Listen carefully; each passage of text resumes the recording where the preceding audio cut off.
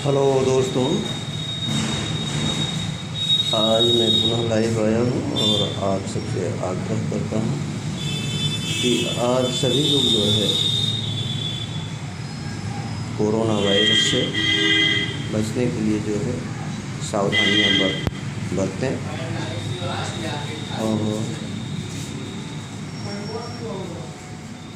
जितनी सावधानी बरतेंगे उतनी ही ज़्यादा सुरक्षा होगी आप सभी की। और किसी के बहकावे में ना आए, अनाप शनाप की कोई टीका टिप्पणी नहीं करें। कोरोना महामारी है, भयावह महामारी हो सकती है, का रूप धारण कर सकती है। तो डॉक्टर, नर्स, पुलिसकर्मी सभी जो कार्य कर रहे हैं वो तो सराहनीय है ही, लेकिन सराहनीय कार्य तब मानेंगे जब हम आप सभी जो है इसको कार्यान्वित करेंगे। हम आप स्वतः अपनी सुरक्षा की जिम्मेदारी संभालें। अब मैं आप सभी से लाइव आने के बाद तथा भारत के प्रधानमंत्री माननीय नरेंद्र मोदी जी से आग्रह करता हूँ कि वो चाइना से दोस्ती करना बंद कर दें। चाइना के ऊपर आंख मूंद करके विश्वास नहीं किया जा सकता, क्योंकि सन 1962 में जवाहरलाल नेहरू जी प्रधानमंत्री थे भारत के, तब भी चाइना जो है एक तरफ भाषणबाजी कर रहे हैं और दूसरे तरफ हमारे भारतीय जवानों को, सैनिकों को चाकू से जो है घायल किया। तो दोबारा वही गलती की पुनरावृत्ति हुई। ये गलती अक्षम्य है, क्षम्य नहीं है। भारत का नौजवान शहीद हो रहा है। बहुत ही आसान शब्द है शहीद कह देना, लेकिन शहीद शब्द कोई अगर राजनेता मृतक होता तो उस पर शहीद शब्द का प्रयोग नहीं होता है। आज तक कोई किसी भी राजनेता, किसी भी आईएएस अधिकारी, किसी आईपीएस अधिकारी का बेटा, उसके परिवार का कोई सदस्य मारा गया है जो सेना के अंदर हो, क्योंकि सेना में उसे भर्ती होने की कोई आवश्यकता ही नहीं है। जरा सोचिए, उन गरीब माँ बाप के बेटों ने जो है देश के बॉर्डर पे जाकर के जो है अपने प्राणों की कुर्बानी दे दी और सिर्फ इतना कह देना मात्र कि शहीद हो गए। ये उनके साथ नाइंसाफ़ी है, गद्दारी है, मक्कारी है। उन्हें शहीद कहने से कोई कार्य नहीं चलने वाला है। और आपने जो रक्षा मंत्री, डिफेंस मिनिस्टर बनाया है राजनाथ सिंह को, ये उस पद के योग्य नहीं है।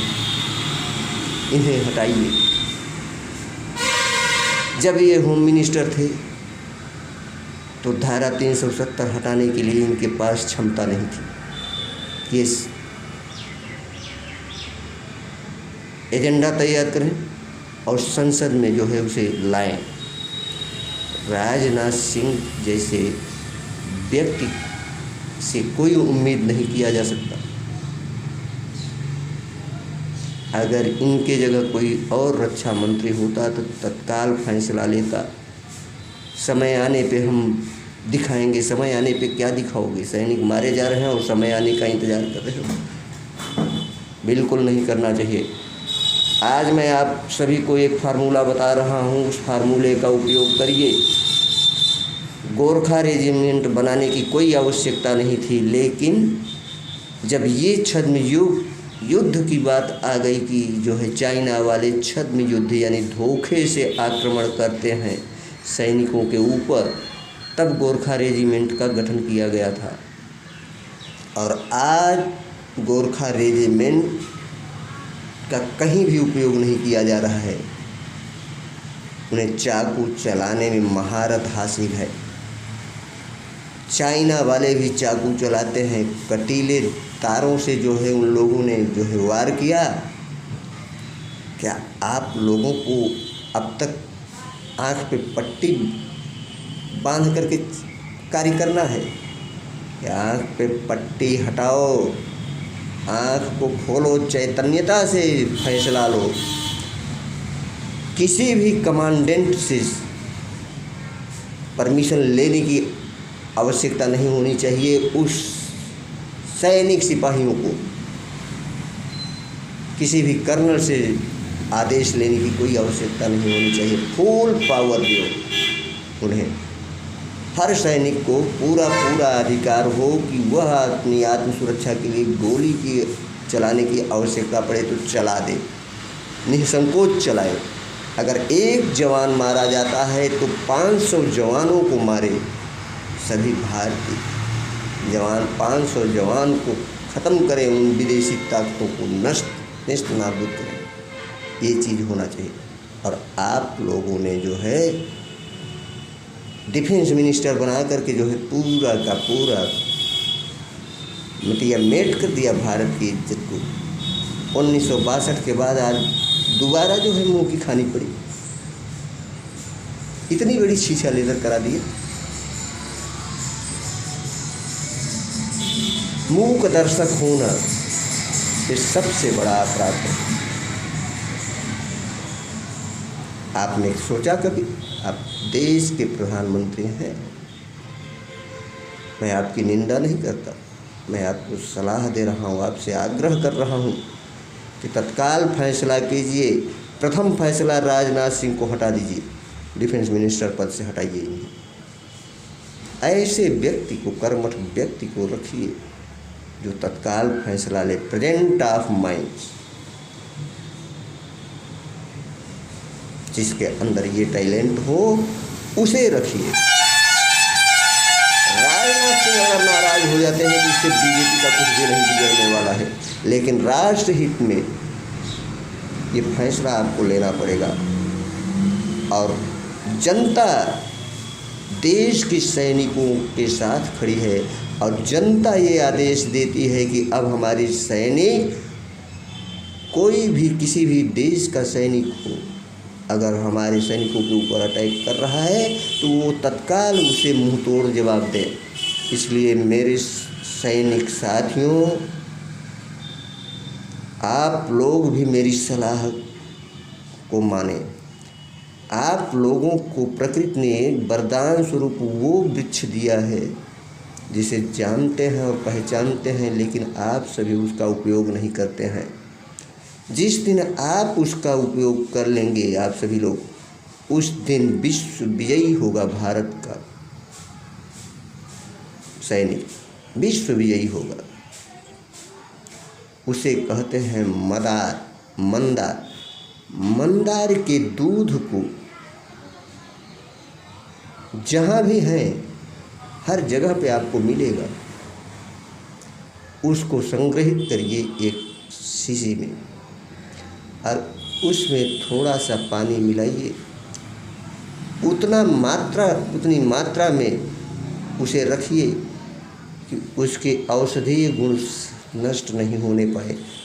और उन चीनियों पाकिस्तानी सैनिकों के आँख में उसे इंजेक्ट कर दीजिए, आँख में लगा दीजिए। वो आँख के अंधे हो जाएंगे, आपके ऊपर वार नहीं करेंगे। दोबारा वो मुड़ के नहीं देखेंगे, कदापि नहीं देखेंगे। इसका सदुपयोग करिए। भारत के आन मान की बात आ जाए तो उतर जाइए इस पे, छद्म युद्ध करिए। और आप सभी 3 बित्ते के जो है चाइनी, 3 बित्ते के हैं चाइनी,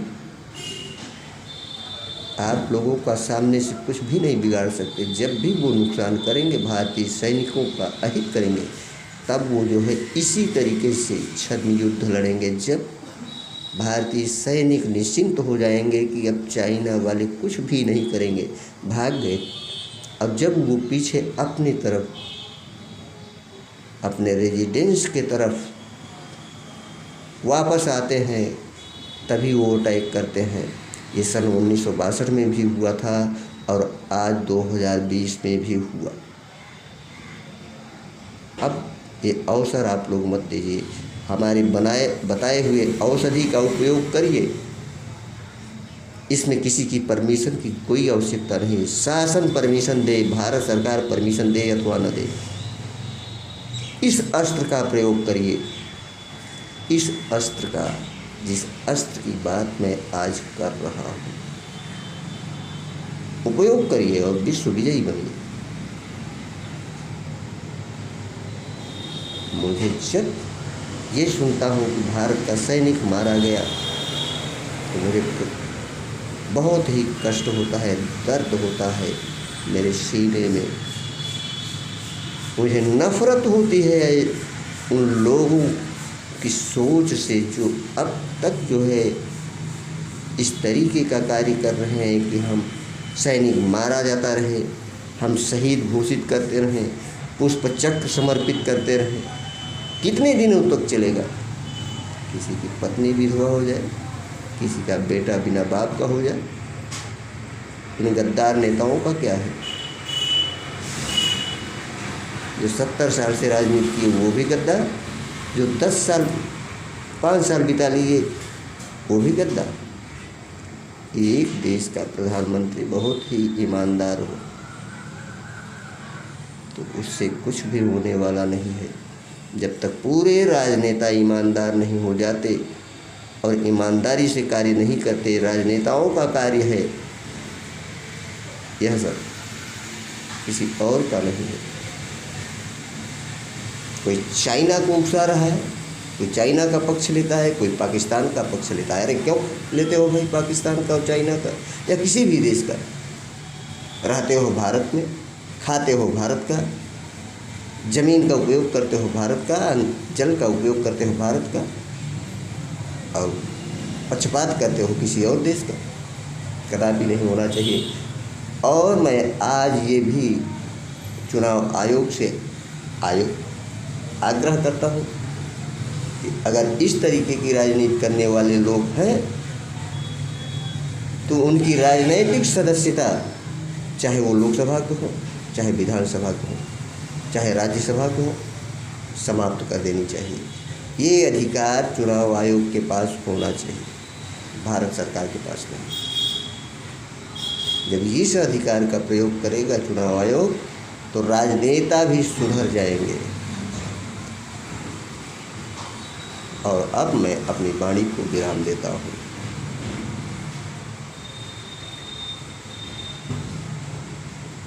पुनः मिलूँगा। ओम नमः शिवाय।